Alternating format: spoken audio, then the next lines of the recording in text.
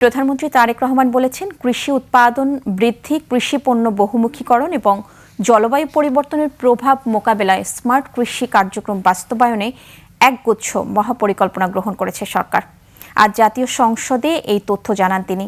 প্রধানমন্ত্রী জানান, এ পরিকল্পনার অংশ হিসেবে গত 14 এপ্রিল কৃষক কার্ডের উদ্বোধন করা হয়েছে। এই কার্ডের মাধ্যমে কৃষকরা 10টি ভিন্ন ধরনের সেবা সরাসরি পাবেন। তারেক রহমান বলেন, দেশের খাদ্য নিরাপত্তা, দারিদ্র্য বিমোচন এবং অর্থনৈতিক উন্নয়নে কৃষির ভূমিকা অত্যন্ত গুরুত্বপূর্ণ। তবে জলবায়ু পরিবর্তন, জনসংখ্যা বৃদ্ধি, জমির পরিমাণ হ্রাস এবং প্রযুক্তিগত সীমাবদ্ধতার কারণে কৃষিখাত নানা চ্যালেঞ্জের সম্মুখীন। জাতীয় সংসদের অধিবেশনে টাঙ্গাইল 6 আসনের সংসদ সদস্য রবিউল আউয়ালের লিখিত প্রশ্নের জবাবে প্রধানমন্ত্রী একথা বলেন।